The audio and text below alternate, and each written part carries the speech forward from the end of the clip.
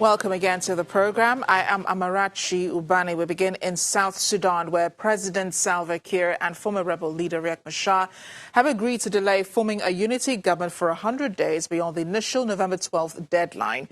Uganda's president said this is just to buy time after concerns that war could resume if the two sides were pushed.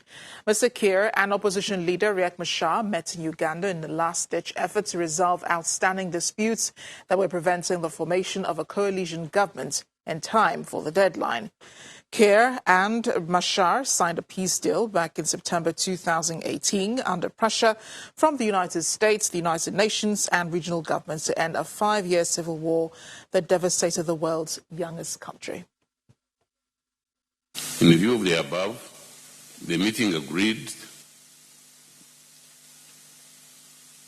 to extend the pre-transitional period for 100 days, effective from the 12th of November 2019, and to review progress after 50 days from that date, and the report be submitted to the heads of state and parties. The United States says it's disappointed at the failure of South Sudan's leaders to agree to form a power-sharing government. The Assistant Secretary of State for African Affairs, Thibault Nagy, questioned whether President Salva Kiir and his rival Riek Machar are the right people to lead the peace process. He says the U.S. is considering all options to put pressure on individuals who would impede peace and promote conflicts in the country. Conflict broke out in South Sudan in 2013, 2 years after it became an independent nation, after a fallout between President Kiir and his then-deputy, Mr. Machar. We have joining us African Affairs analyst Alistair Wilcox is in Lagos to join us to discuss this. Mr. Wilcox, thank you for making time to be with us on Network Africa. What do you make of the delay to the unity government in South Sudan? What does it say about the commitment of these two leaders? And what does it really say about the agreement that they were supposed to have signed and, keeping to it? Yeah, thank you very much for having me. It's my pleasure. I am not surprised at the news of this postponement. I remember on your network when the deal was signed, I expressed my reservations as to the fact if these two gentlemen will see this peace process through. And I cited in particular the attitude of Salva Kiir, the president, whose attitude is very, very unpresidential in terms of having the interest of his people at heart. President Salva Kiir is more interested in holding on to power and oppressing his people. I do not know the nitty-gritty of what was discussed, and we have not heard directly from the two parties. I think the announcement was made by the president of Uganda, Yoweri Museveni, as to the fact that this postponement had come.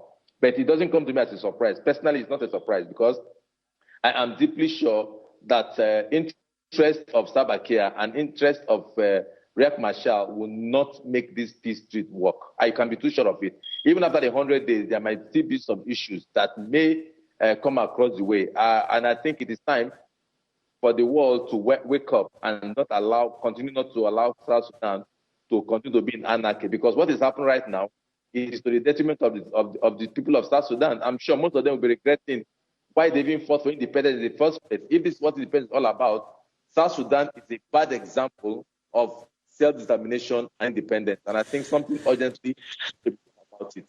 I think I quite agree with you, but the real question is whether they picked the right leaders in the first place when they pulled out of Sudan in 2011.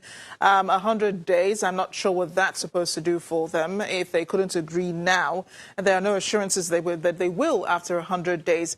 But then it sounds like you do agree with the U.S., saying you're disappointed, in this by this agreement and postponement of the agreement itself. What do you think is really missing?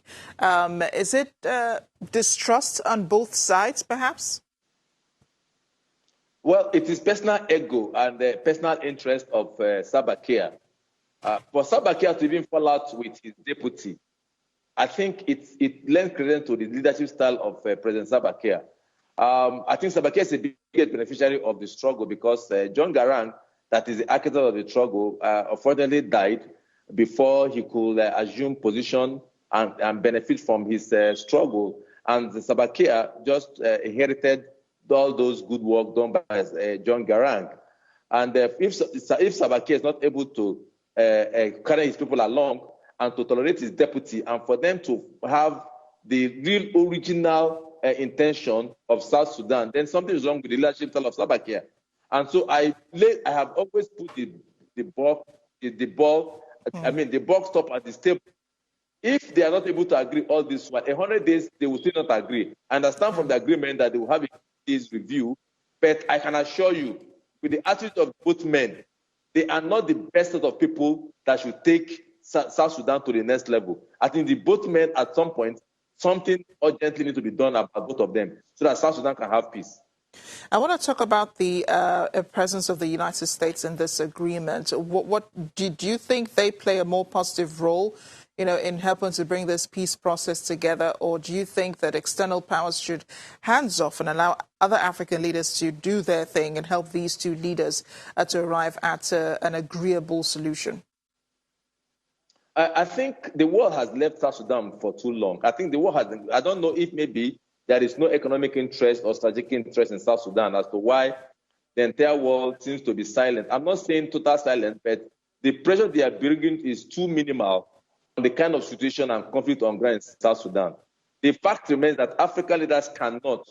If a man like Yoweri Museveni, who is not a Democrat, who is also an oppressor like Salva Kiir, is to pretend over this kind of job, if this kind of process, then I don't expect anything reasonable. If a man like the president of Ethiopia, talking of Prime Minister Abiy, is involved, is the champion of this process, I can have hope, because Abiy is a typical example of a good leader and a beacon of light in Africa. If Abiy was to be responsible for this process, I would have hope. But with Yoweri Museveni representing it, I do not have any hope. So it is time for the world to play more active role. It is time for the U.S. to wake up and bring adequate pressure to bear. This is the time that, if possible, to apply sanctions on personalities that are involved in this conflict. This is a time that, if it's possible, whatever that is possible to do, to rein in these recalcitrant leaders who do not care about their people, but keep oppressing their people. I think it's time for something more that to be done, because after 100 days, I can assure you, we'll still come back here to discuss this issue. But I pray that within these 100 days, some visibility will come to their minds and let them know that South Sudan indigenous are the ones at the end of the atrocities. And I think that's the prayer of everyone at this moment, because South Sudan is still a new country. It still hasn't had peace since it was removed from Sudan back in 2011. Mr. Lester Wilcox, thank you again for joining us on Network Africa. It's always my pleasure. Thank you for having me.